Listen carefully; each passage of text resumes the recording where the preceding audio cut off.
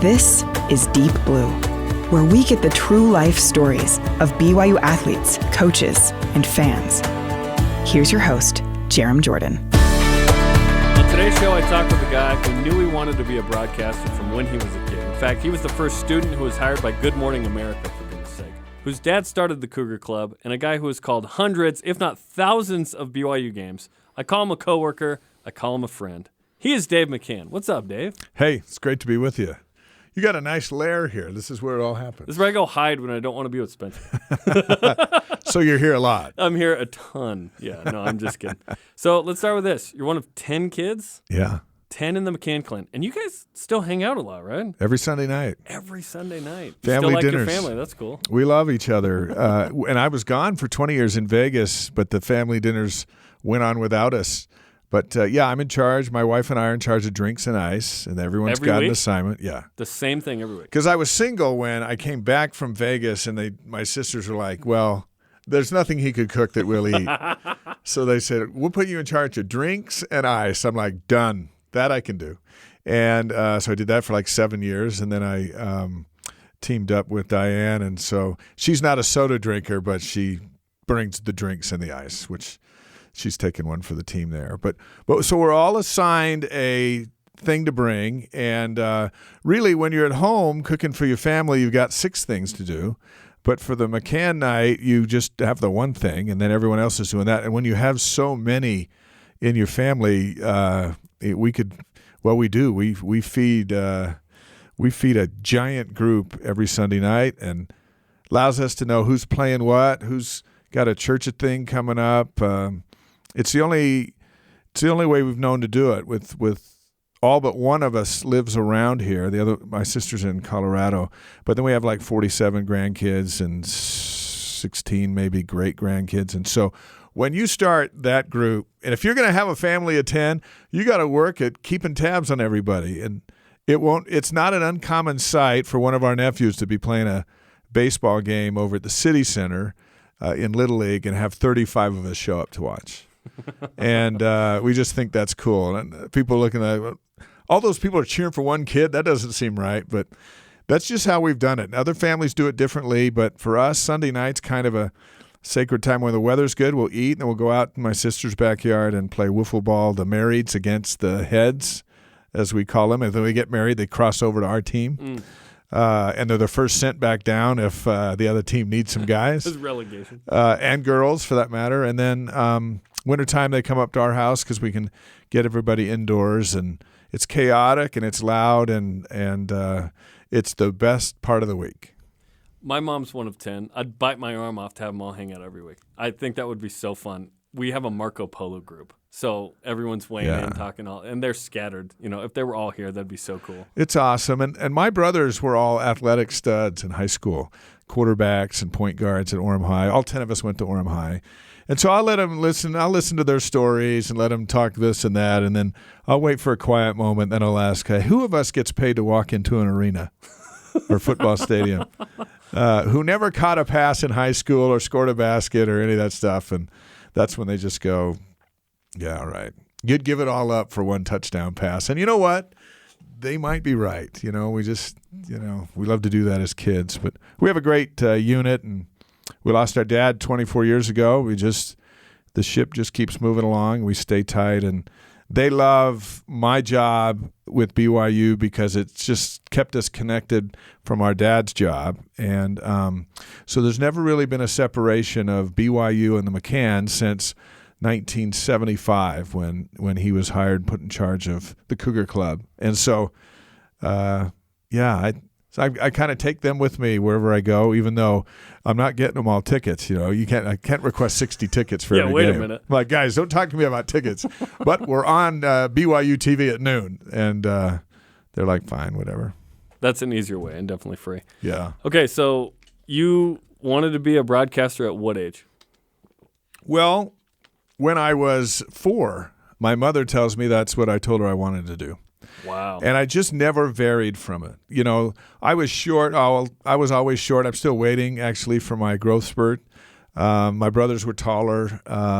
So athletics participation, we all played and all that stuff, but it was easier for them. They were bigger and they were better. And I just kind of found a way to participate. And when I was 14, I got a job writing for the Herald.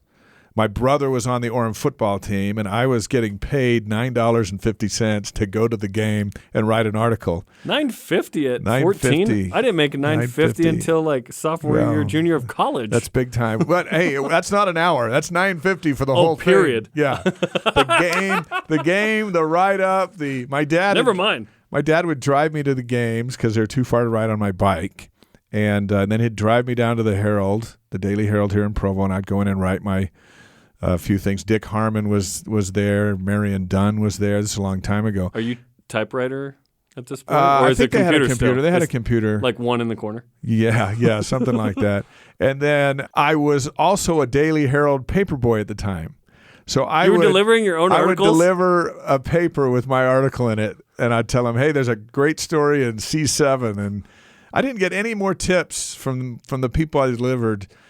You'd think I would, now that I think about it, because I was delivering the paper and I was writing in the paper, but I think it was $4 a month at the time to get the daily paper. But that started it all for me in the creative process of finding a way to participate in sports when you weren't going to be the starting guard or the quarterback. And then I got into radio because we had a high school radio station. Orem famously has one. KOHS. I was always jealous in high school that Orem had a station. Oh, yeah, 1,000-watt FM.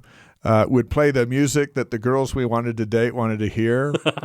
And did it work? Yeah. And and then we were broadcasting games. Our advisor, Steve Garrett, who's passed away a long time ago, who was so influential on me, he would call the varsity games, but he would let me call the JV games. And I'd called a million of those games in my downstairs basement on my Nerf rim. So it was natural for me to put a headset on and do it. And my voice was so high that he nicknamed me Munchkin, which I never appreciated. And then we just was a DJ and did play-by-play. And that's where I learned that you can do it. Everyone can do it differently, but some people can process all that information that's going on at the same time and speak through it all, and some can't. Some quarterbacks can handle a blitz, and some are destined to get sacked. But you just find out when you're in it. And Mr. Garrett kicked me out of radio 4 times for being a smart aleck, know-it-all punk. But he always let me back in after I apologized. And 4 times 1 year?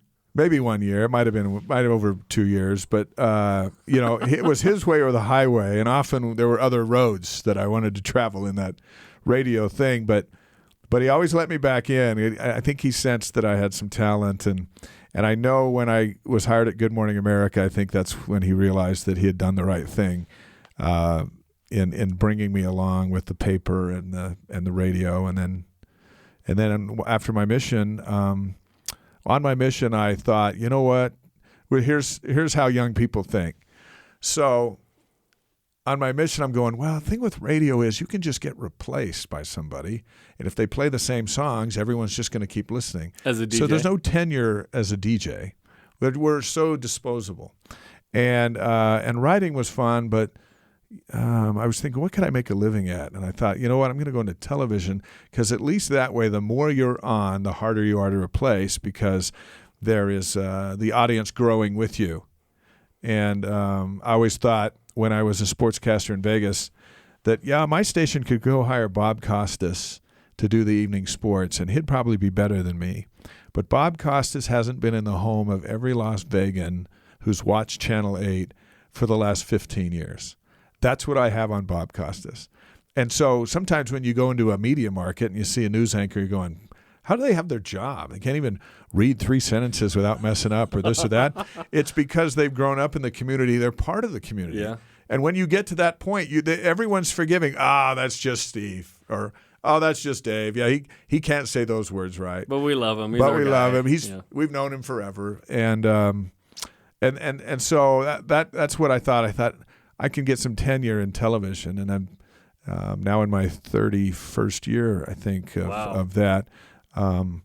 I had an eye-opening experience just before I left Vegas. A kid came up to me, and he saw me not in a suit and didn't recognize me. Which is a startling thing. And he goes, "Oh, you Dave McCann?" I go, "Yeah." He goes, I've watched you my entire life, and I've never seen you not in a suit. And like a BYU fan who was in Vegas? Or just a Vegas. Just a Vegas guy. Channel 8 viewer type guy. Gotcha. And I thought about it. I thought, really, you've only seen me your entire life in a suit, tie, and jacket.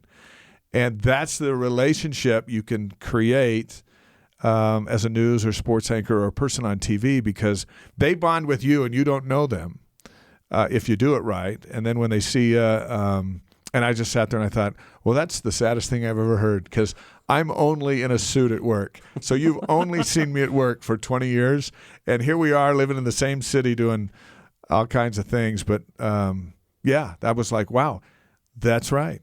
Some people have only seen you on BYU Sports Nation. So when you go to a fan outing in Vegas, it's a big deal to them, because all of a sudden you're like a real person and part of their family. So when you disappear, all of a sudden they've lost a family member, and they're like, what happened to you? Well, I went on vacation for a week. I wish that happened more My often. wife made me go. I go on vacation and no one says anything. I'm like, wait. My mom's different, though. She'll say, why aren't you on today? I'm like, because I took the day off, Mom. Yeah.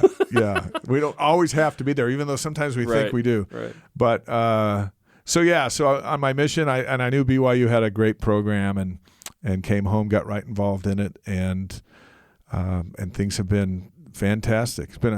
It's been a lot of work. It's been interesting. As I look back, I did some hard things that were inconvenient at the time, but were game changers.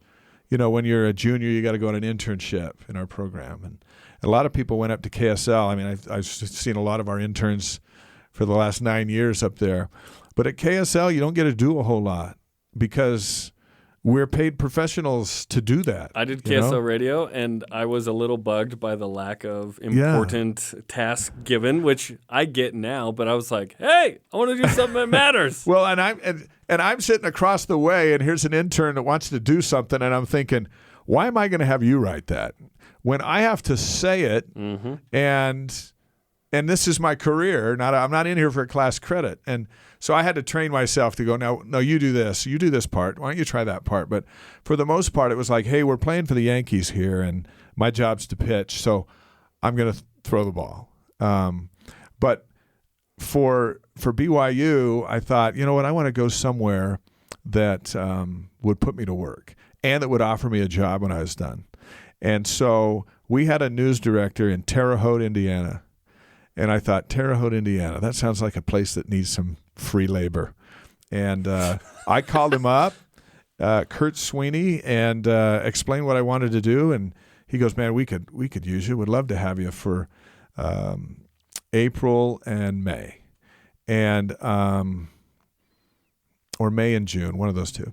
And he goes, and you know what?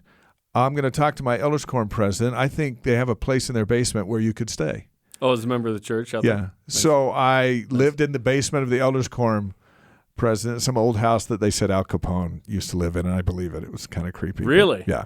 But oh, wow. Out there in the sticks. But that's where I stayed, and they let me use their car, and it was just like, we're expecting our first kid, and it just seemed like, okay, I'm going to do this. And when I get done, I want them to offer me a job, even though I still had a year left, and go from there. And so I did, but one day it was a holiday. The anchors were sick, and I anchored the sports that day. The only intern in the history of WTHI to actually anchor the 6 and 10. And I remember the Knicks and Bulls were playing, so whatever time that was. It was a big game in the 90s. The big game. And they paid me $50. And upgrade from $950. $50 to do that, because I guess you put them on the air, you got to pay them something.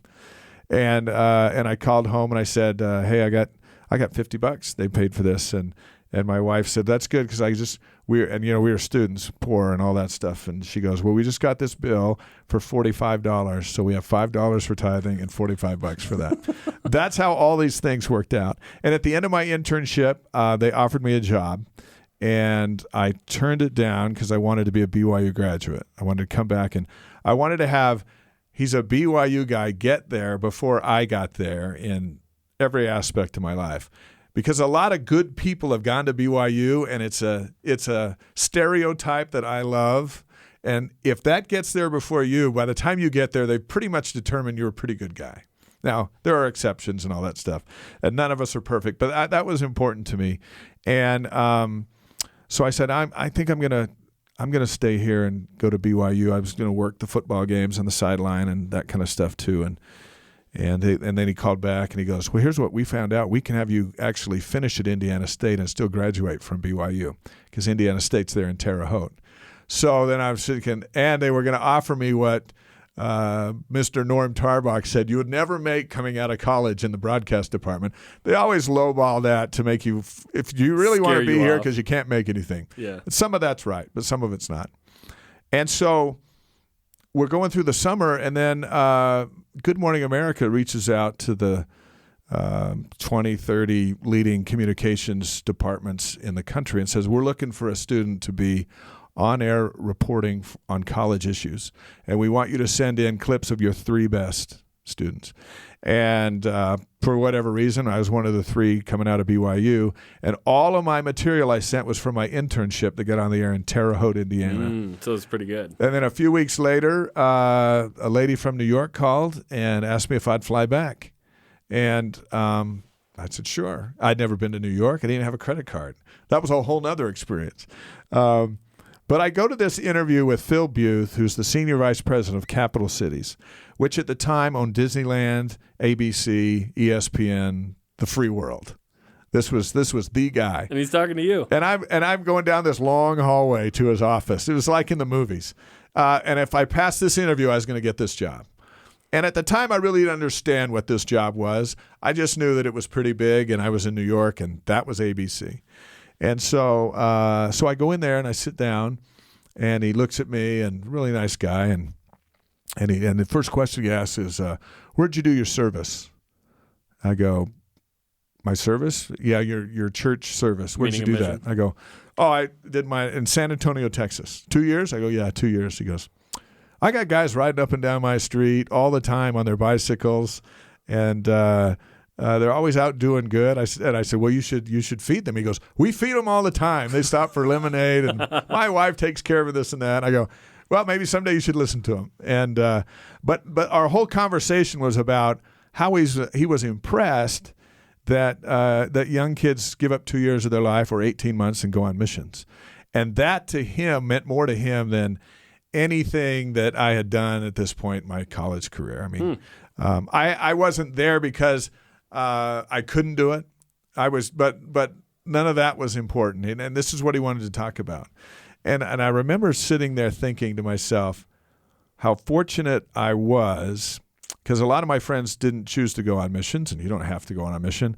But I was so fortunate to be able to say, well, yeah, I did. I went to Texas instead of, well, most of us do, but I did not, because it meant so much to him. And that's always been such a great blessing in my life to have served as best I could in 2 years in Texas. And so he offered me the job on the spot. He said, we've never hired a student, so we're not really sure how this is going to go. We'll pay you about $900 a story. And I'm just like going, okay, I got 3 jobs back on campus. I don't even make that in a month.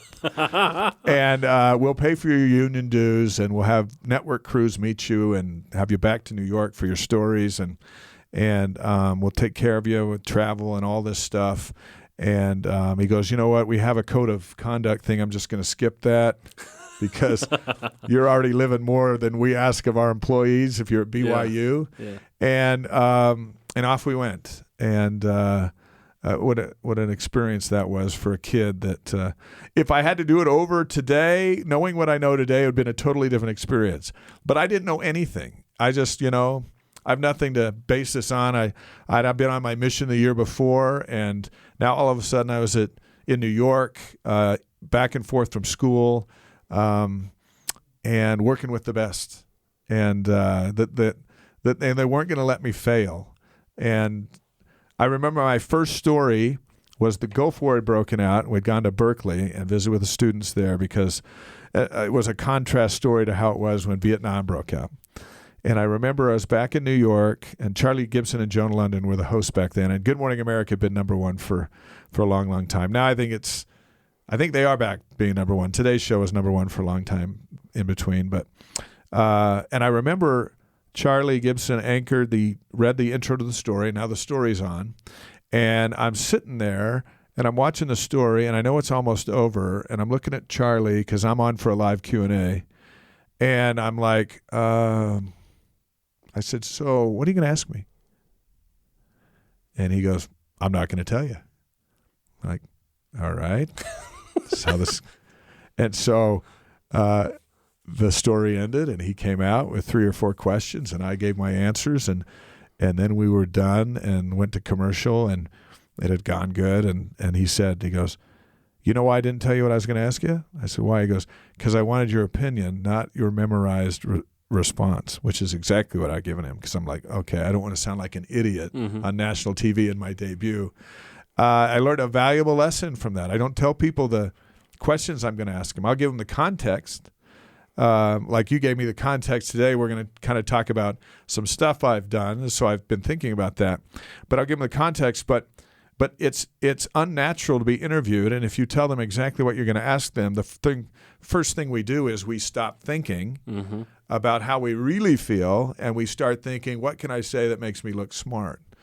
And that I just still remember. At first I was kind of like, what do you mean? I'm not going to tell you. Well, okay, I'm just 2 cents here. I don't even belong. And then after I realized his motive, that stuck with me for my whole career. We had a party at the top of some skyscraper. My second or third time back to New York, and they wanted to introduce me to the staff at this thing. It was a party to celebrate 15 years of number one for Good Morning America. And you're like, we did it. Yeah, I'm like, hey, we just took it one day at a time, and I'm literally the only kid, and I'm still a kid. I'm like 22, and I remember going up to the top floor, and I remember looking out the building down onto New York, and it was all windows, and it was just spectacular. And there was champagne and music and chatter about everyone was talking about how great they are. And I remember thinking to myself, going, hey, I know this place. This is the tall and spacious building. And then I go, and I'm on the top floor. What am I doing here? And how do I get out of here? And then I remember they had a toast.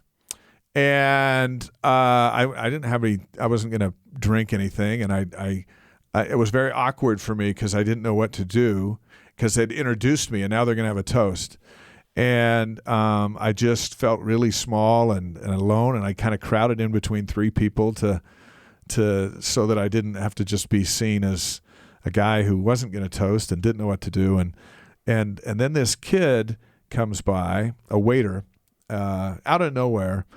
And he comes by and he goes, you the BYU kid? And I go, yeah. And he goes, let me help you. And he just starts gathering food from these trays that are going by. You can eat this. You can't. That's got alcohol in it. You can't have that. And he compiles this plate of food for me. And then he goes, I'll be back in a minute. He leaves and comes back with a glass of milk. Classic. And so now I've got food, and I was starving, but I didn't know. I just didn't know what to do. I'd never been in that setting. I didn't want to grab something that everyone knew kids from BYU don't do, or members of the church. And so he comes back and he presents me with this milk, and I look at him and I go, are you Mormon? And he goes, no, but I love your football team. I'm from New Jersey. I watch your football team every Saturday night. What year is this? This was 1990. So he knows Ty. So all that stuff. I mean, and I was like, man, BYU football is pretty popular. And it's pretty popular outside of the church and church members. But I was stunned by that, and then someone called my attention. I looked over and I looked back, and he was gone.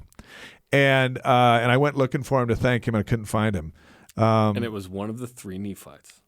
I don't know who it was, but let me tell you this. I remember leaving that to go back to my hotel. I remember leaving that night, and I remember being so grateful. And I talk to kids in our ward all the time about this, that I was in a spot where I was feeling alone. I was feeling I was just trying to live the word of wisdom, and somebody helped me. And then he disappeared. And I left that night knowing that God knew where I was, and he knew what I needed, and he sent some help. And, it could have been an angel. It could have been a guy who snuck in and should have been there and just started handing me food that I could eat. But I do know that things do not happen by coincidence. And I felt that as I left that night. I felt grateful that I'm in Manhattan with how many million people, and I could take a left turn here and have no idea how to get back. But Heavenly Father will send people to help you, and they don't all have to be church things. They don't have to be revelations as to how to understand Isaiah. Sometimes it's just, you know what, that guy is trying to do the right thing, and he's in a bit of a pickle, and I'm going to send somebody to help him. And, and it was BYU football from a guy in New Jersey. That's just awesome. Fascinating stuff. That's awesome. So you come back to BYU and you finish, and then Terre Haute, then Vegas. And when did you start with BYU? Were you a student, like Blue and White Sports Network stuff? I was, when I got back from my mission I got back from my mission in April of 88. So we're going into that fall season. And, my dad was head of the Cougar Club, and we were doing things. BYU was broadcasting games. And I sat there, we were broadcasting games to stake centers around the world. And, you sit there and you go, what can I come up with that we haven't come up with yet? That's hard to do. And what could I possibly do to get involved with it? Because I was just barely in the program. I'd gone to Rick's, so I had to retake a few classes. I didn't know you went to Rick's. Yeah, I went there for a year before my mission. Hey, that's great. Took humanities twice, there and here. That's why I tell kids, if you're in it, just do it. It doesn't go away until you're done, and I had to do it twice. But anyway, I got this idea. I said, well, if we're sending the games to stake centers, what do we do at halftime? Why don't we just sit around and the announcers talk about this and that? And I go, well, what if I went around to all the other sports on campus and put a weekly story together about what they were doing, what volleyball was doing, what soccer was doing, what baseball was doing. And our halftime feature was, to the audience of BYU people, here's what else is going on with BYU sports.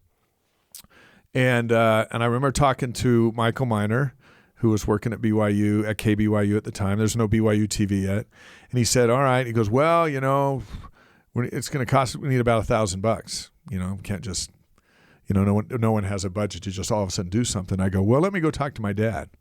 So I go over and talk to my dad, who was the director of the Cougar Club, and I pitched him the idea, and I said, we'll call it the Cougar Club Halftime Report. We're already sending the game to all your people. Why don't we add this? He's like, done. Okay, here's $1,000. And so we did it. And so then I started with that, and then I would come on at halftime and introduce it. And I was so excited. My first one was BYU was playing at Navy. So this was 89, I think. Might have been the 89. My first one. And I'm at the Marriott Center. They're showing the game closed circuit at the Marriott Center. You're doing it live? No. Oh, you were recording I taped this part. Yeah. But because they were all back at Navy, Blaine and Jay and whoever, and the game is here at the Marriott Center being shown on the big screen, and there's thousands of people in there, and I'm like, not only do I get to make this my debut, I get to sit there and listen to see if people like it. So I was all nervous through the first half. We get to halftime. It's time for my story, and just as they're about to toss to it on the broadcast, at the Marriott Center, they turn up the lights, and the KSO radio guys get up and give prizes out the whole halftime. So not only did they not see it, I didn't even see it. Oh. You can imagine how bummed I was at 21 or whatever. And so anyway, that was my illustrious start into to BYU. And then it led to sidelines and halftimes. And it was like, well, why don't I introduce the halftime story instead of just have the play-by-play guy throw to it? And that morphed into other things with Blue and White Network, and then Sports West Network, and then eventually BYUtv, and the same kind of avenue of people and opportunities into play-by-play.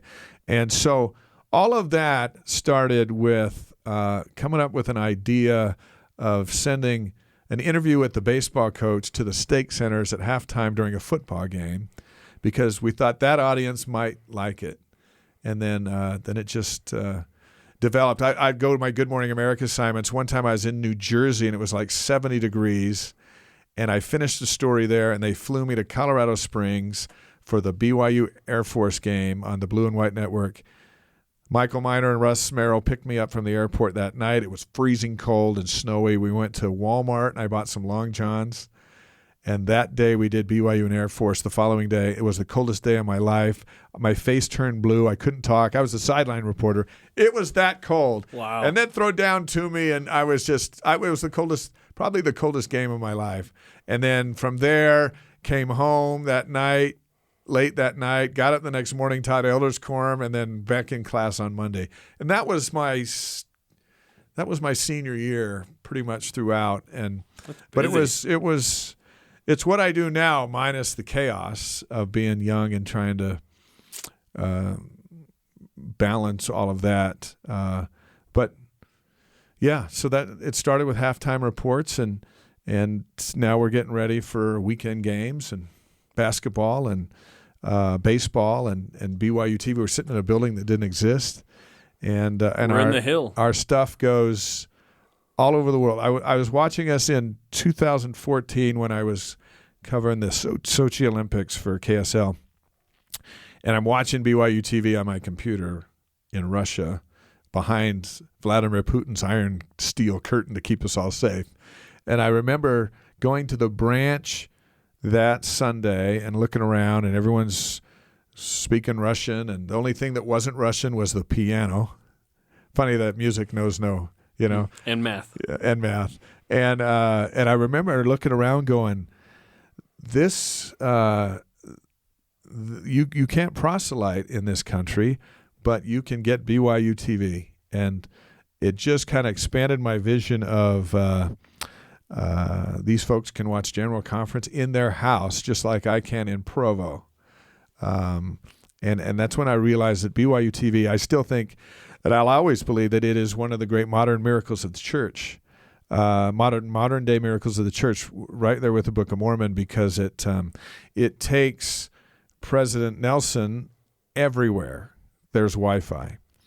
And so I'm watching this, and I'm thinking about that scripture that, you take the gospel to the four corners of the earth. That does not mean knock on all the doors. And as a missionary, that's kind of what it means. You think that's what it is. And you'll go, wait a second, we're already there. On the phones. My mom worked in China teaching English for a year, never missed a BYU broadcast, football game, whatever, on her computer. And like that's the world we're in. And so when we say the world is our campus, it is. And BYUtv broadcasts to the world. For sports, is a small driver of BYUtv, but the general mission of this place is so much bigger. And so where you go, whoa, what am I going to hitch my wagon to? Something that's not going to go away? Yes, if you get the opportunity. And so I did. It's special. And I've compared this place to King Benjamin's Tower, right? The ability to get the message out, which is awesome. When did play-by-play become a thing for you? Because you were a sideline guy. You were a halftime feature guy. When do you get the chance to do play-by-play? Well, my parents would tell you that I've done play-by-play my whole life on the trampoline and on my Nerf hoop, and they were tired of the development, and they were happy to see it come into something. You did some JV, you mentioned, but I mean like BYU. My first play-by-play at all was a UNLV Utah State game in Logan, a basketball game, and I always thought I could do it, but until you have the opportunity, And what was strange was we were expecting Madison, our third, And the doctor said, yeah, you can go. We have plenty. You got several weeks or whatever. You can go to Logan. And so I go up there, and Sunday morning we're still at the Bluebird Hotel waiting to get the bus to go to the airport. And they called and they said, hey, this is going down right now. How fast can you get here? And I'm like, well, I got to get on a bus with the team and bus to Salt Lake and get on a plane and fly home. That's as fast as I can get Vegas. there. Vegas, yeah. And so we, everyone scurried about and this and that. But when I was just about to land in McCarran is when Madison was born. And so I went straight to the hospital, and there they all were. And you're like, well, I wasn't here for that. But I had a doctor's note, so that kind of took some of the sting away. And then at the same time, I also started that weekend this whole side career that I really didn't know where it was going to go, but it was going. And so those two things kind of tied into each other. And then the following fall, UNLV was playing Tennessee in Knoxville, and we convinced UNLV to use BYU's Blue-White Sports Network type to do that game back to Vegas. Actually, we were trying to, and Vegas decided, no, UNLV said, we got our own guys. We got our own people. So remind me of that, because that's an important point. So we go back there, and so here's my first football game. There's 106,000 fans. Peyton Manning's a quarterback for the Volunteers. UNLV's got John Denton, the quarterback, young guy that's from Vegas, pretty promising. In the next booth over is Jim Nance and Terry Donahue, the former UCLA coach. They were doing a practice game because Donahue had just joined CBS. So they were just doing a mock game. I thought only us amateurs did mocks, but they were doing a mock game. So midway through the first quarter, we lose all the power in our booth. And the producers switched over to radio because they had no communication with us and said, you guys need to come down here to the truck. So we're a mile away from upstairs. We go all the way down to the truck, and he goes, here's what's happened. We got nothing out of the booth. So we have one working microphone. It's behind the UNLV bench, under the hedge, and we have a tiny monitor because that's what we were going to do for post-game, whatever. You guys need to run right out there right now. So we go trucking out. It's humid. We're in our jackets and ties, and BYUtv's getting killed. And here we are. We got a microphone and we've got a monitor below this hedge that lines the stadium. And so my color commentator, Steve Stallworth, and I are literally on our knees looking into this hedge, sharing a microphone. All our game charts are up in the booth because we had nothing. Oh, no. And this little monitor. And we're calling the second half. This is how we're calling the second half.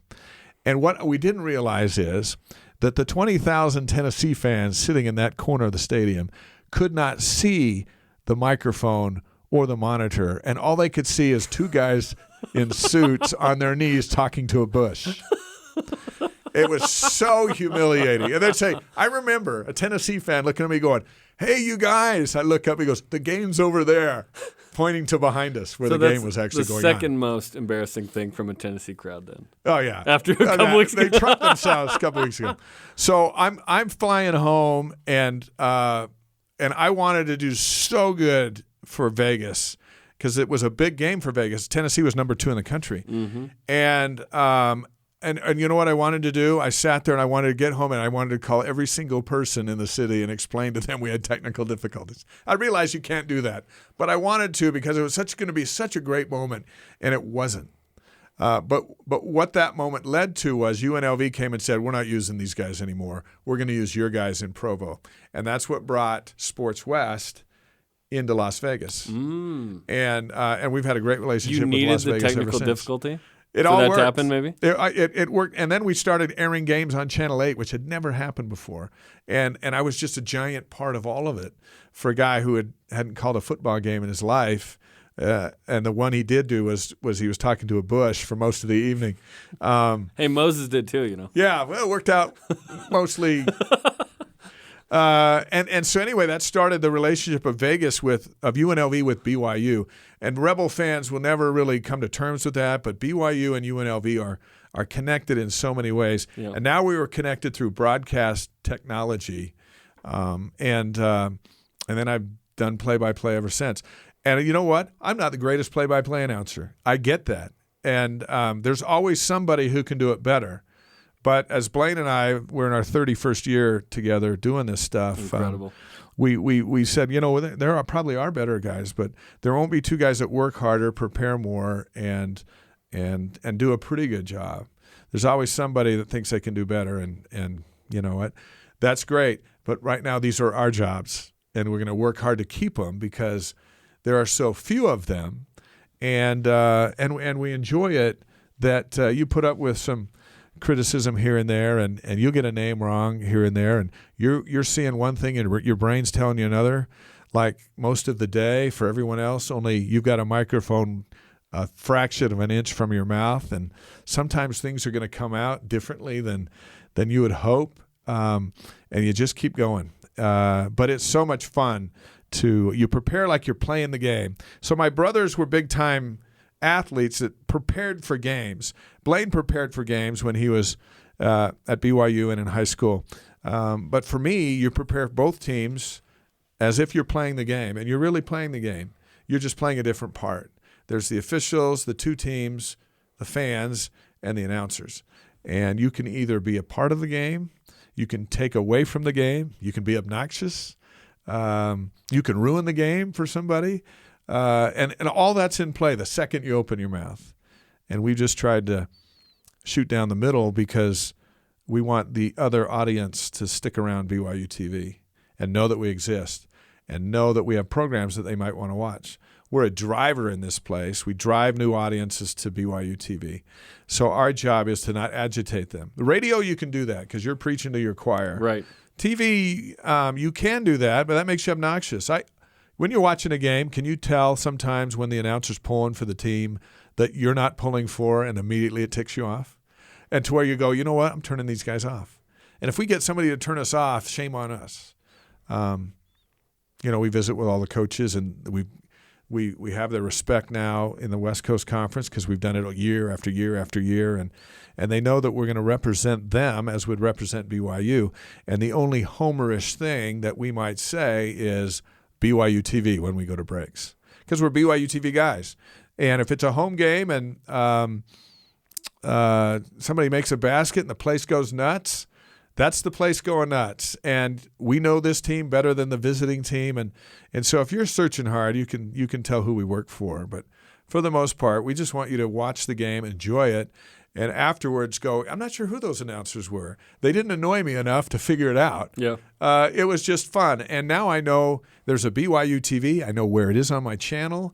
And if I ever need to go back, you can't go back to where you've never been. And so if we can take you there through a sporting event, now you know you've got BYUtv in your house, and maybe you'll come back for something that's a little more important. So you put in, 20 years in Vegas? 20 years. 20 years. So originally you're a sports guy. Then you become a kind of morning news guy, right? Meanwhile, you're the voice of the Rebels for 10 years. A long time on the radio. During the black hole of the Mountain West Conference when they took BYU's rights away, Blaine went to work for some other outlets, NBC and whatnot, and I went to became UNLV's play-by-play guy. And then BYU would still have control of their preseason non-conference games, so we'd be involved with that. Same thing with basketball. But right up when the Mountain started, they had their games on the Mountain. When did you come in and do non-conference? Because I did a couple games with you when I was a student. I want to say it was 7 or 8 or something, right? Oh, yeah. We kind of brought you in for some non-con. Probably as early as, Blaine and I started as a sideline reporter in 89. So, when Jay passed is when I started doing games for the most part. So somewhere in there. Yeah. You've been doing games forever. I grew up watching you and Blaine on Sports West. Which is amazing because Blaine and I are so young still. Yeah, you feel young to me. And then, and I'm not getting any younger either. But when I got a job here working with, when you came in a little more and working with Jay before he passed and all this, was like, oh my gosh, this is incredible. Like, I'm part of the broadcast team and still to this day, like being able to sideline our football games, the one we do. when we're in the Big 12. Who knows if we get to keep that? I doubt it, but do. let's hope we do. It's such a thrill for me because I've watched you guys for years, and then producing Countdown for years with you guys was so fun. This is the second year I'm not. It's been so fun to learn from you and Blaine because you guys are a part of the BYU sports story. What an experience we get to have with the best version of BYU going into the Big 12. This is incredible. The great thing about the investment in the athletic department, there's also been the investment in the broadcast department. Oh, yes. And, we were out of the Harris Fine Arts Center when we went independent. I remember when you came in our building. Yeah. You said, BYU's going independent. We got to crank it up. And I was like, who is this guy? Yeah. I knew you from why is watching. he But I was here? like, we must be big time for bringing in Dave. Let me tell you, a couple of years before we went independent, Derek Marquis was down in Vegas, and he sent me a note. I knew of him, but he sent me a note, said he wanted to have breakfast with me, and I was doing the morning news. And the reason I'd gone to the morning news is so I could coach all my son's Little League games at night.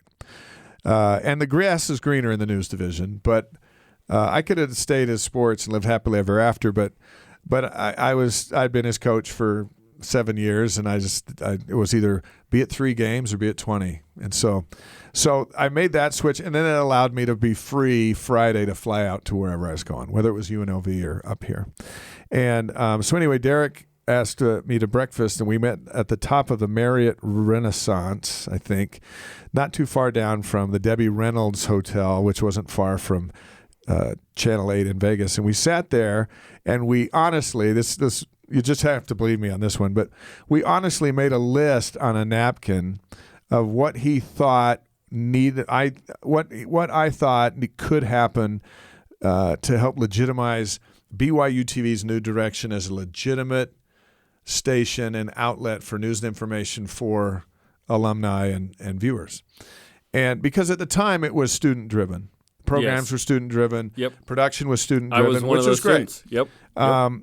And so he literally wrote these things down on a napkin, and I said, well, number one is we have to get out of this conference. Now that's me and him with no authority to do anything. But the reason being is we needed inventory. We can't be a BYUtv sports outlet with no sports. And the Mountain wouldn't let us air anything. Right. They'd rather have us have the volleyball team play at the field house in front of a sold-out crowd with no TV than to let us air at tape delay because it was the Mountain-owned, they were showing a Colorado State volleyball game. It made no sense, and it made no sense to the school president for sure, as to how we have all this stuff and we can't even show it to our own people, even tape delayed. But that's how out of touch the Mountain was at the time. Yeah. And so number one was we have to get out of this conference because we need products. We need inventory. And then also on the list was we need to replace the students with professionals. And when I say that, because I came to BYU and there was plenty of things to do that helped me. I was never on Channel 11 News, but there was enough around it to help me know that I can be a reporter and I can work basketball and football games and I could do the news.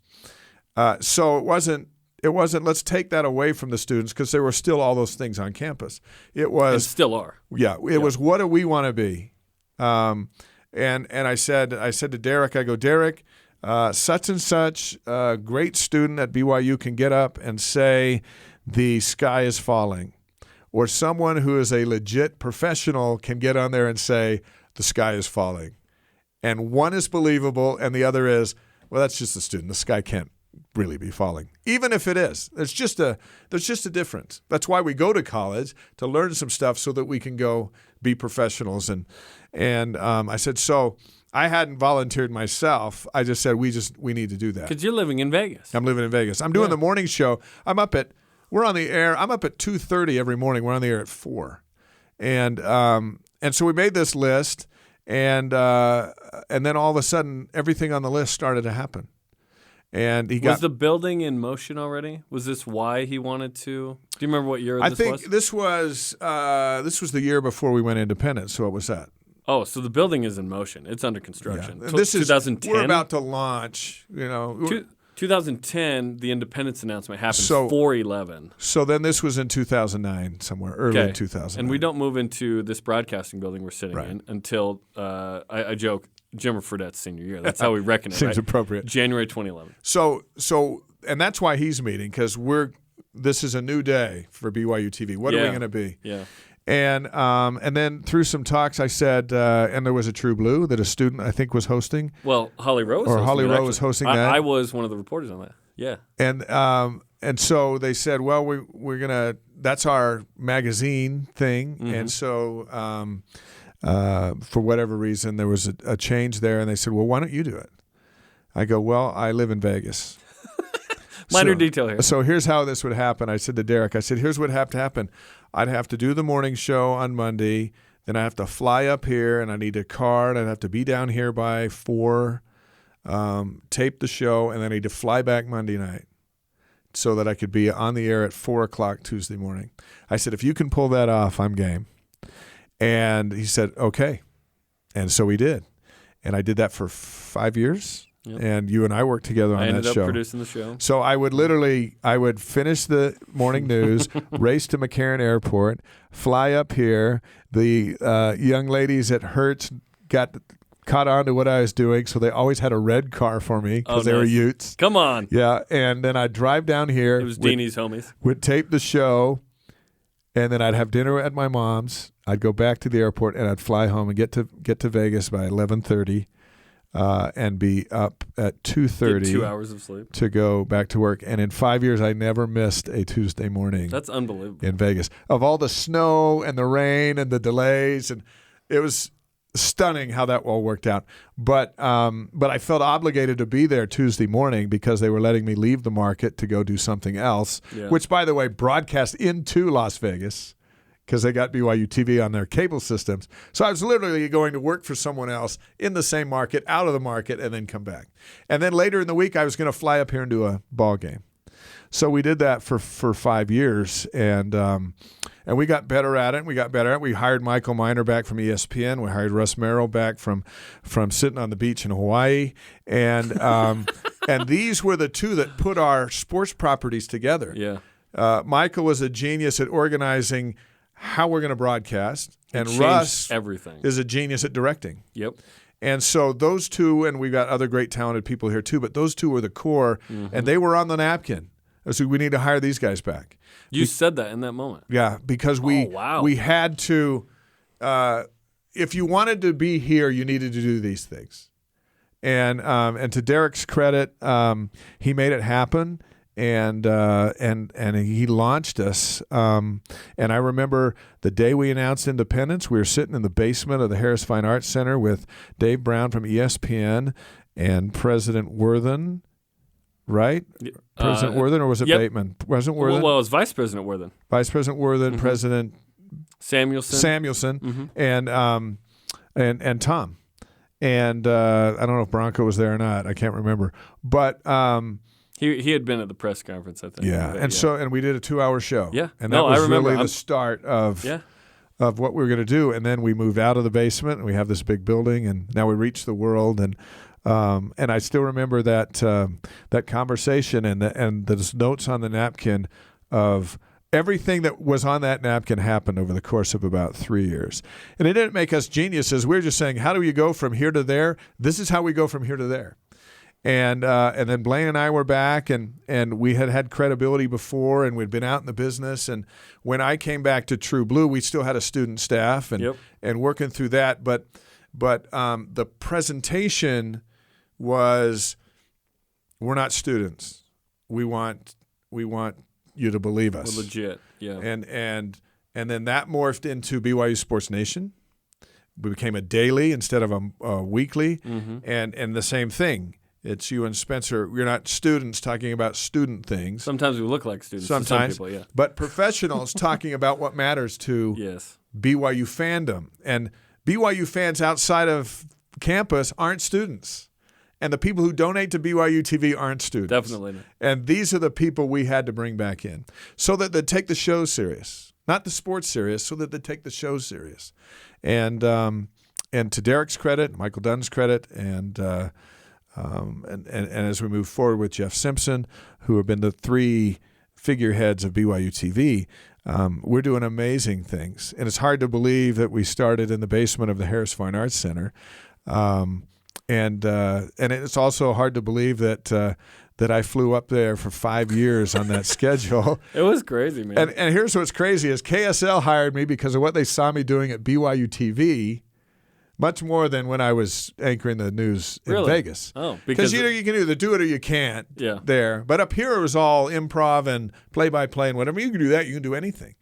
And I was in the airport to go home one night, and I got a text from one of the people in charge of KSL. I didn't know their names, so I Googled them just to see, do I even want to take this call? And then I called.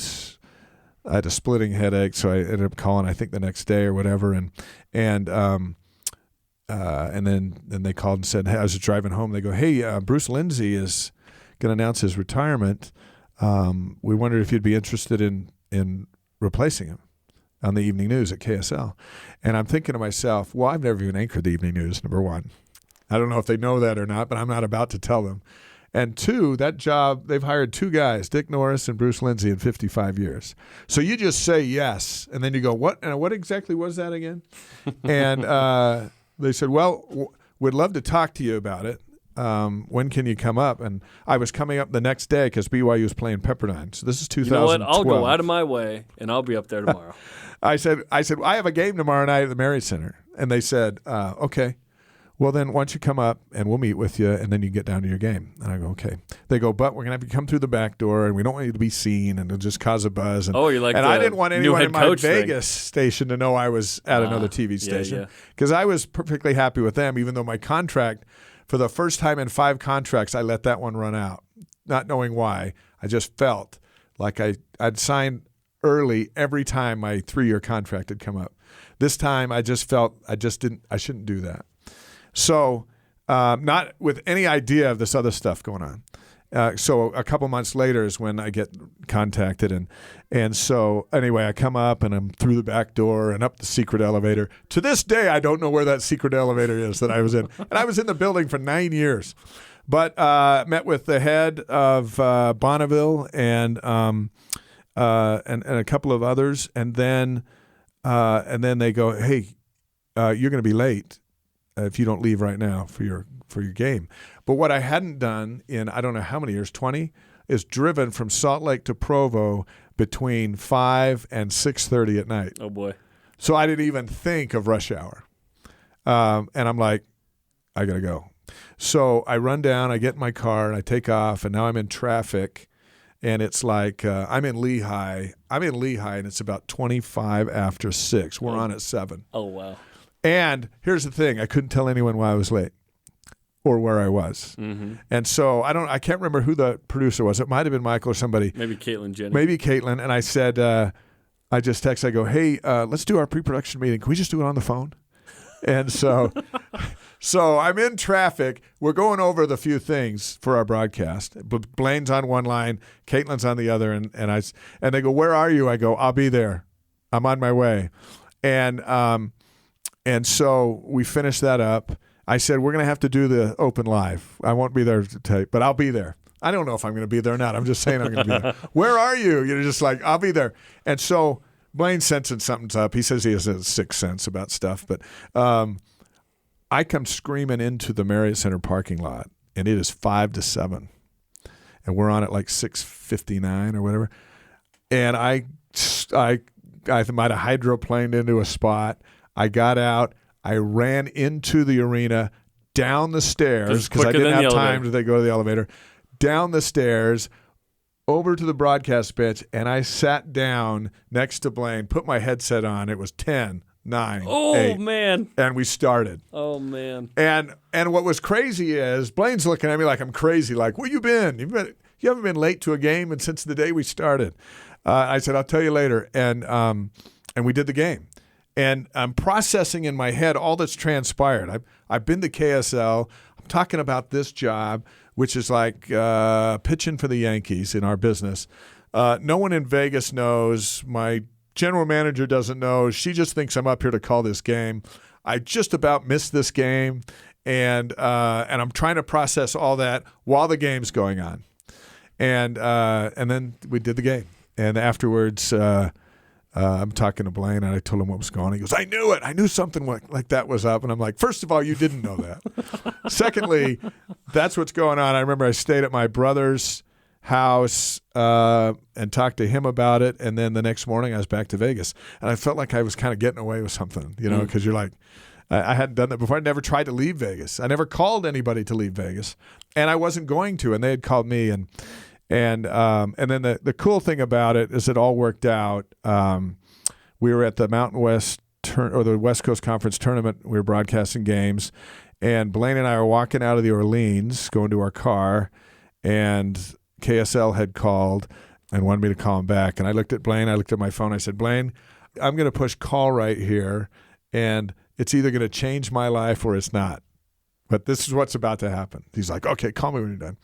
So I called, and they'd offered me the job. And what was important through the process was I said, well, I really enjoy what I'm doing with BYUtv, so I want to keep doing that.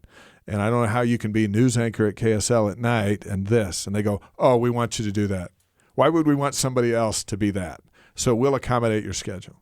We'll actually pay you for days that you're not here while you're doing BYU games. Oh, that's incredible. So they were really good about that whole thing, and they were great about it for 9 years.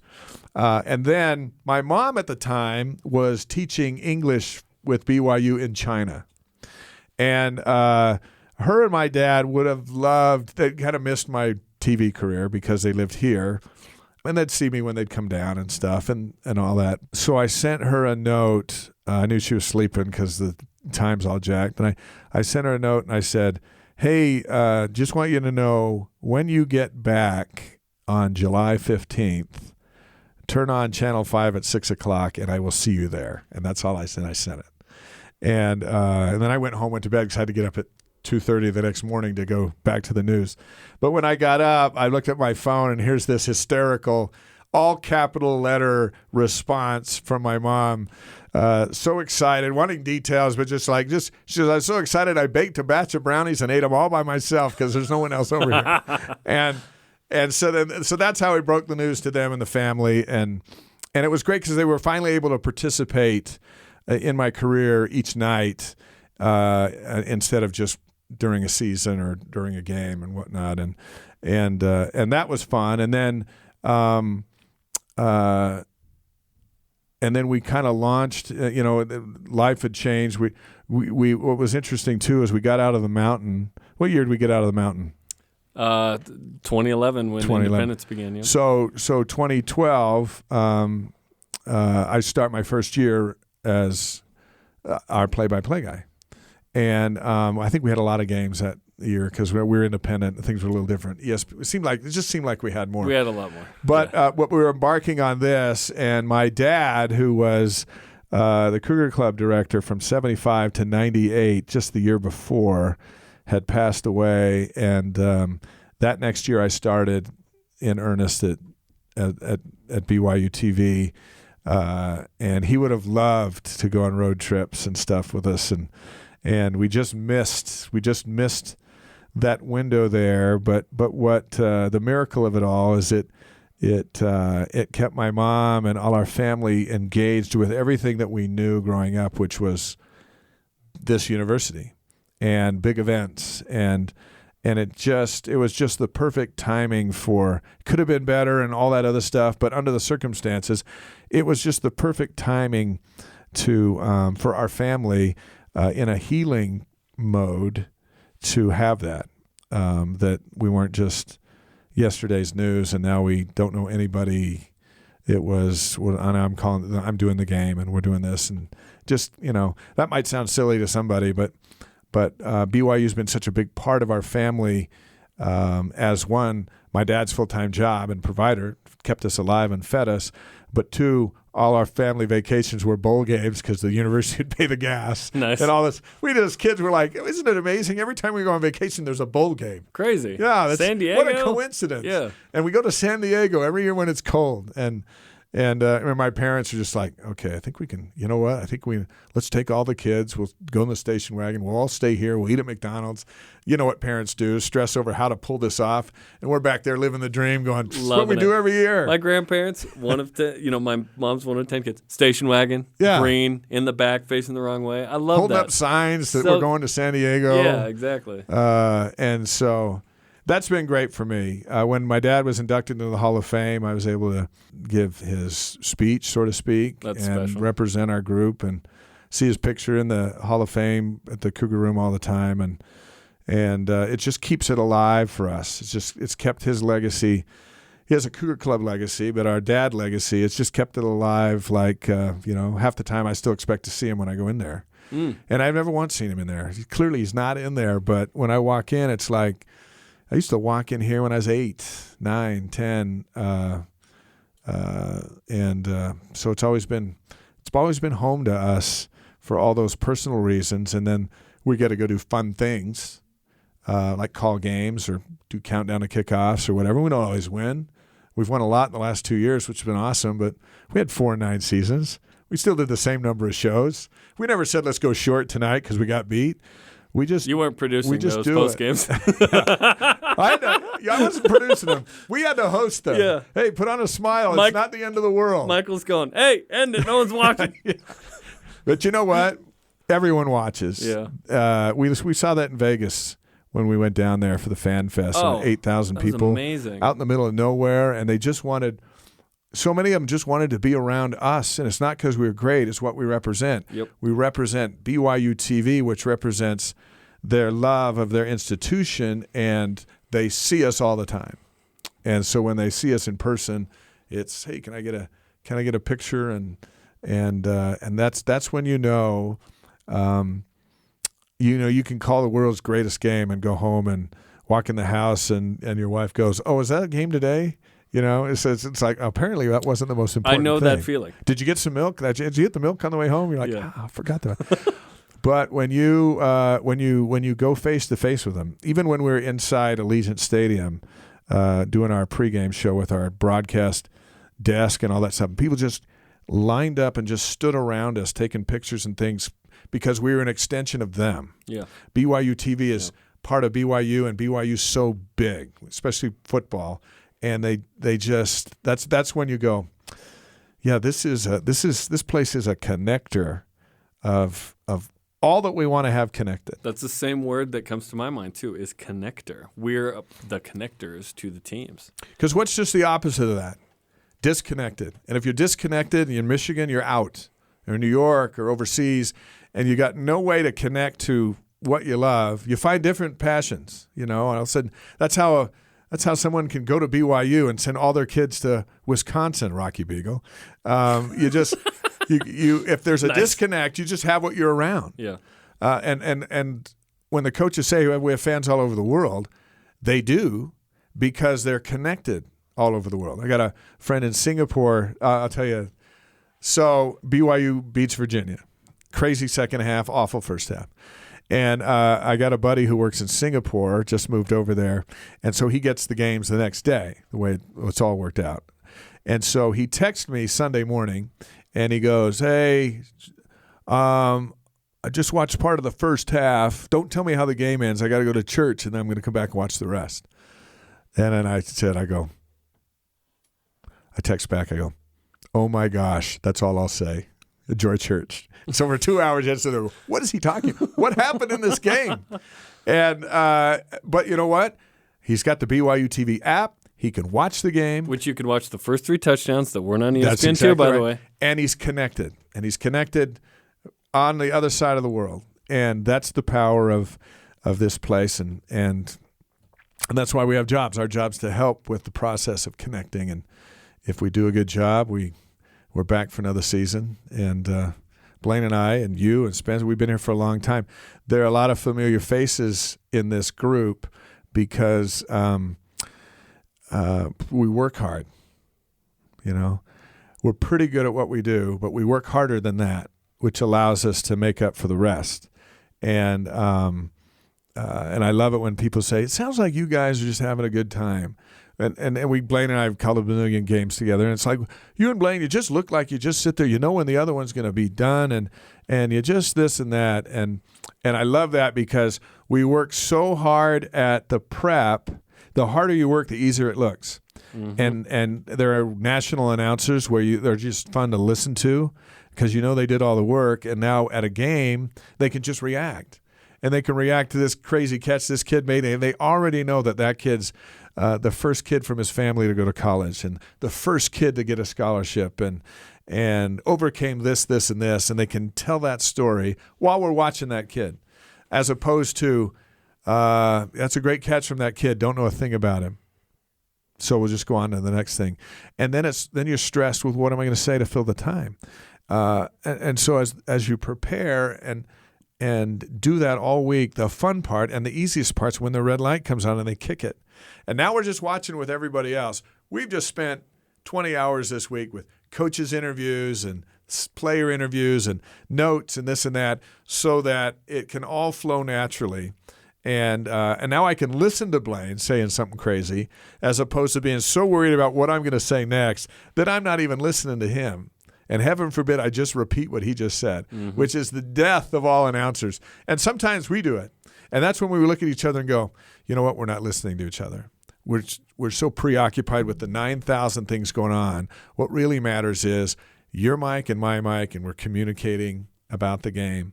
And so those are little reminders. And if you listen closely, you can tell if an analyst is listening to the play-by-play guy or vice versa.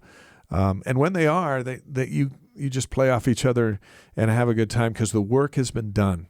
I love that quote, you can't go back to where you've never been. And if you haven't studied and done the research on players and coaches and programs, when push comes to shove and you have an opportunity to say something, you don't have it. And you can't rely on, you know what, that reminds me of, that guy just did this, that reminds me of this. And then, Blaine, that reminds me of, remember what the coach said about this? And suddenly you've had a whole conversation about something. We're all watching. You know number 12 has the ball. I don't need to tell you that. Radio guy has to, but I don't. But what my job is what can I tell you about number 12? Why should you care that number 12 has the ball or that he just scored his first touchdown? And when you've done all the prep work, it's amazing how much fun you can have. And then a 4-hour game flies by. One experience we had, one of my first games, BYU was playing New Mexico. It was on KSL, so I think it was probably a Sports West or Blue and White or whatever. And I won't say his name, but he was my new analyst for that game, just into the market. I prepped forever and had all these game notes going into the game, most of which I knew I wasn't going to use. And he came in and sat down next to me, and he said, he goes, "Hey, have you seen a roster?"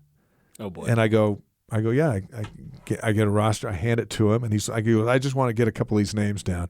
And I looked at him, and I thought, this is your game prep right here. And I'm looking at my stack over here, and I'm like, he doesn't know how to do it, number one. And he had done it before. He just thought it was going to be easy. You just sit down and shout like Dick Vitale. But Dick Vitale does more homework than anybody knows. So when he shouts, he's spewing something that's actually interesting. And then the worst thing happened. Early in that game, a BYU player shattered the backboard at the pit. The backup backboard was across campus. Oh, my gosh. So they had to go get it. KSL, it's 8 o'clock at night. Everyone's left. We're on the air for a full hour to fill while they go find the new basket. There's no one to throw back to. Wow. I used every single note that I had prepared just to keep conversation going. Yes. And over here to my right, the guy had nothing. And that taught me to never come into a game unprepared. And you don't know if you're going to need it, but you might need every single word. And afterwards we had a visit of, hey, look, there's two ways to do this job. There's the way you did it tonight, and there's the way a basketball analyst does it. And he can't get there and be smart without study. And that was my only, I think I might have had a couple more games with him, but that was the last time that I was ever asked for a roster sheet just before tip-off by my analyst. And it was the last time I ever regretted going, man, I got so much stuff here. I'm not going to need all this. I'm going to stay up till 2 a.m. putting these notes together. Do I really need that? And the answer is, Yes, and hope that you don't. But, you just learn. That was a long time ago. Steve Cleveland was the coach back then. Oh, wow. So, yeah. I think we wore the black late uniforms. 90s, early 2000s. Oh, okay. And I think I was also struck with French fries dipped in ketchup from the Lobo fans who knew we were the BYU announcers. That was a full day for me. 98 or something? Something like that. That's crazy. Well, moral of the story is keep the backup backboard in the venue. Yeah, I think they learned. Everyone learned lessons. Everyone learned something. And I think BYU won that game.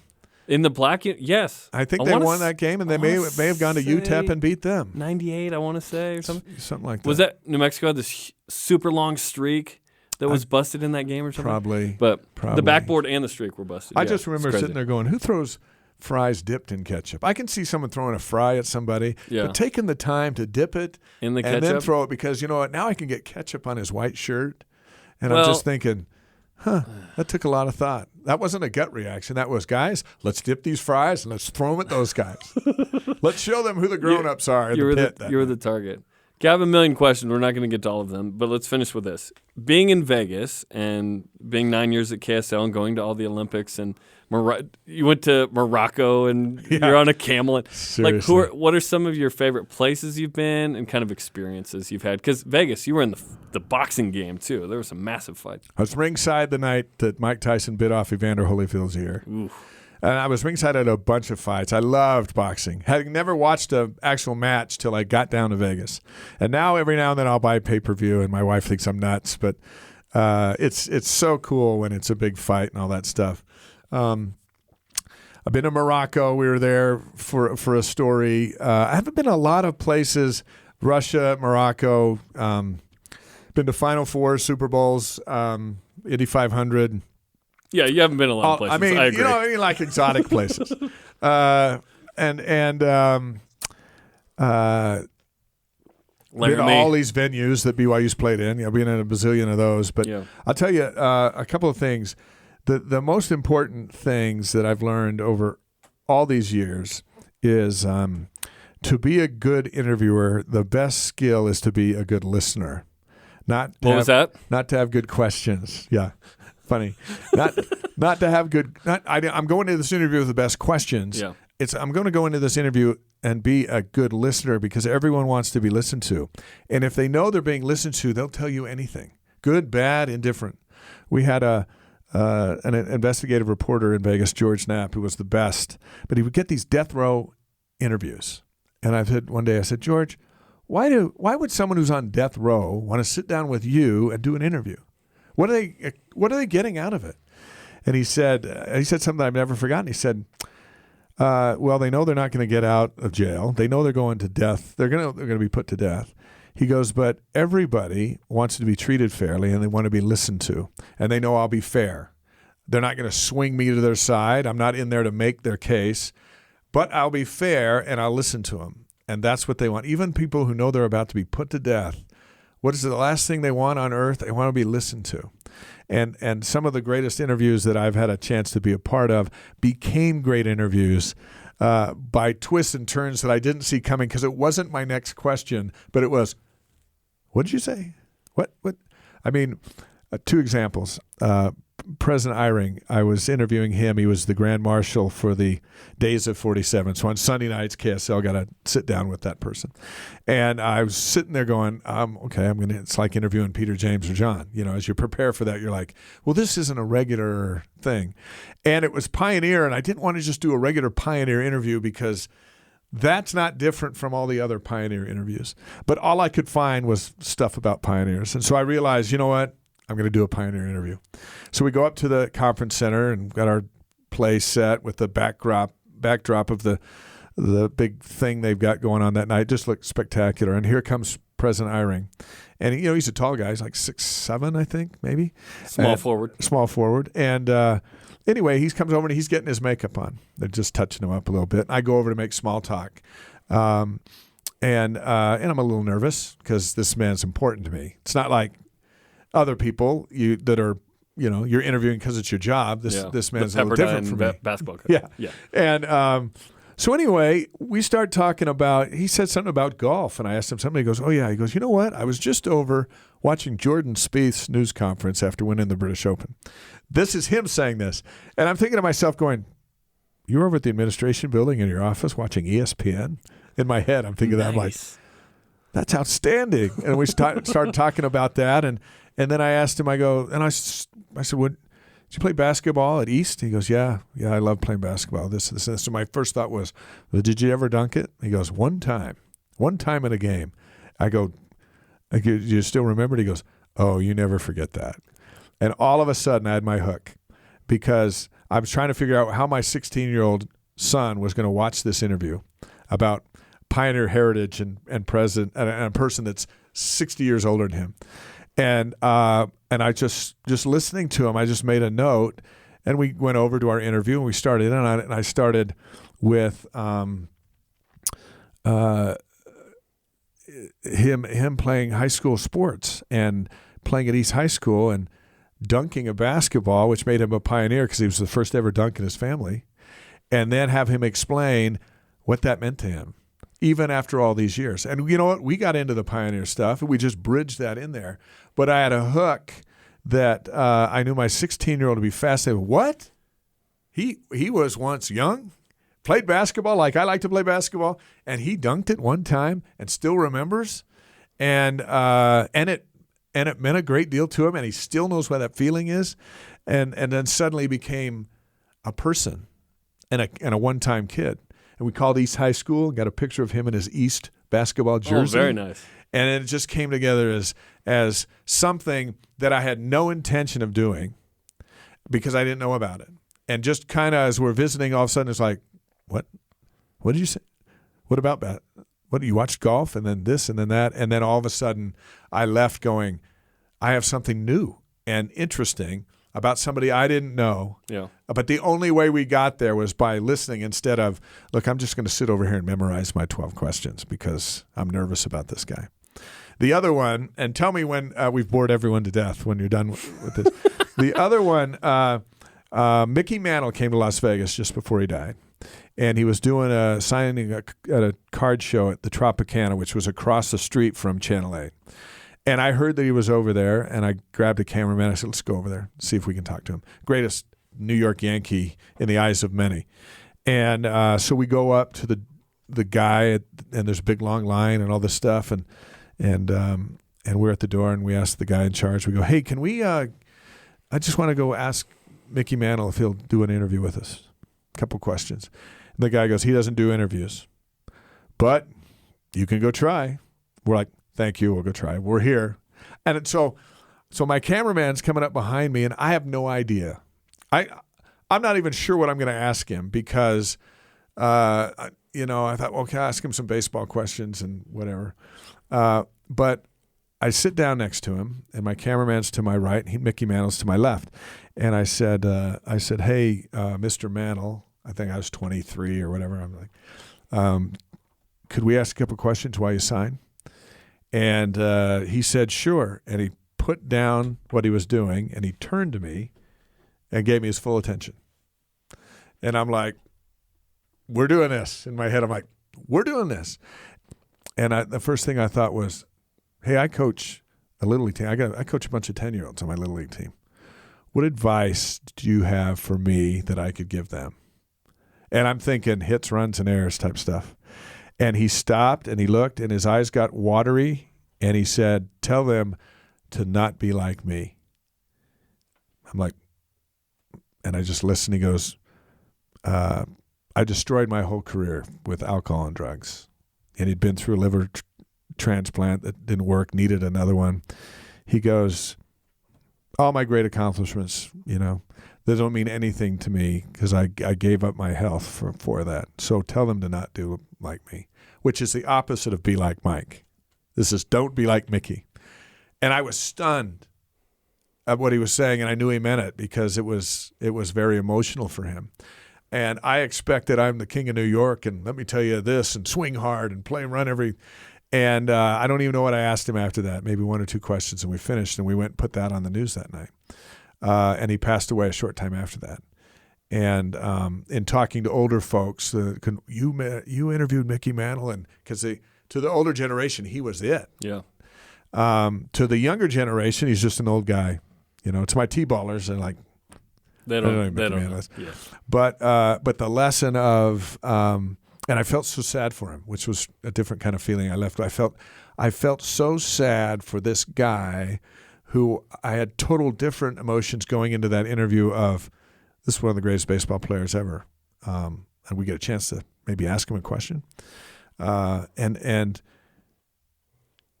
the listening part was key for me as I look back at that, because he said it, and then I didn't have I'm coming right back at you with another question. I just let him. I just listened to him, and then he just spilled the beans. And that was a powerful lesson. I've interviewed Mike Tyson where I was afraid to ask the next question because we're about 2 feet away, and he's chewing gum, and it's before a fight, and he's just swinging left to right on his just as anxious and nervous. And all I'm sitting there in my head is, I got 2 questions. These are what they're going to be. I don't even know what he's going to say, but I need to get him to put 2 sentences together so I have a soundbite for the news. What's your name, Dave McCann? I'm just ready to fight, and that wasn't good enough. And I'm sitting there going, what can I ask him to get him to give me 2 sentences? Yes. Which is really hard, because when you interview Don King, it's like, I'm not even going to get a question out, and I'm going to get 15 minutes. Yes. Which was the first interview I ever did in Las Vegas, was the top of the Hilton with Don King while Mike Tyson was incarcerated in Indiana. And all it was about was he was unfairly incarcerated and should be let out. I went from that interview to interview Andre Agassi, who had just landed after winning Wimbledon. That was my first day in Las Vegas. Wow. But I just think this job puts you in a position to meet interesting people.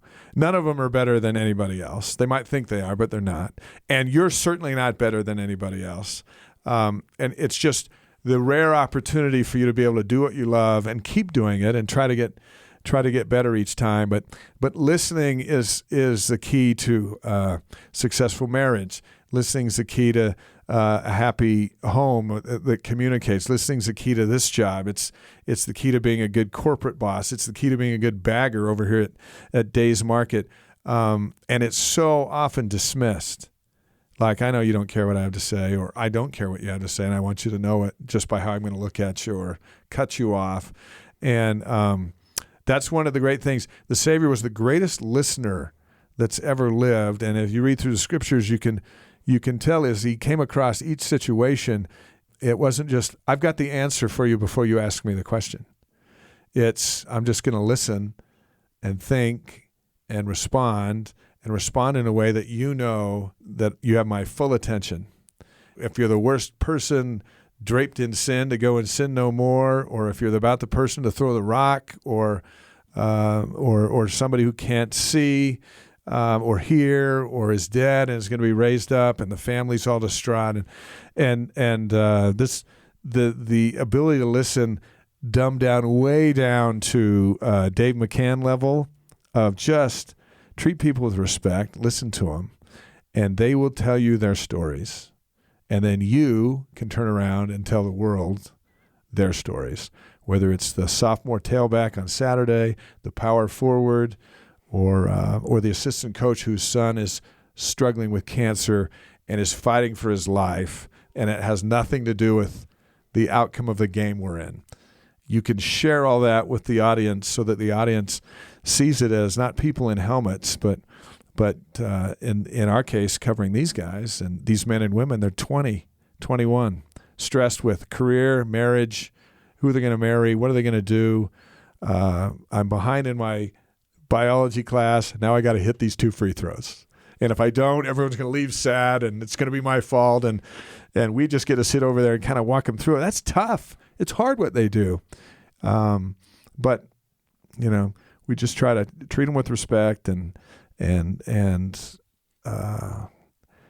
bring their stories to our BYU audience on radio and TV and newspaper and sometimes TV stations or wherever else we go, sometimes at the supermarket, where they say, Jarom, you got to tell me about that game.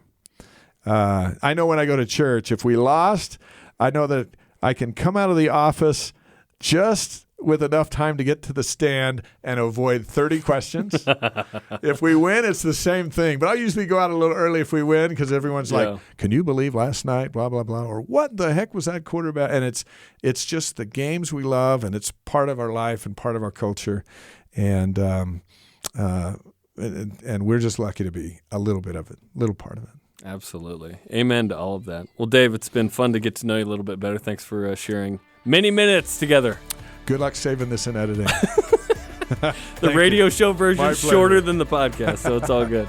Okay, that'll do it for us. Listen to previous episodes on the BYU Radio app or where podcasts are found. Just search Deep Blue. For Dave McCann and Tanner Graff, producer Trent Reimschussel as well, I'm Jarom Jordan. You've just listened to Deep Blue on BYU Radio.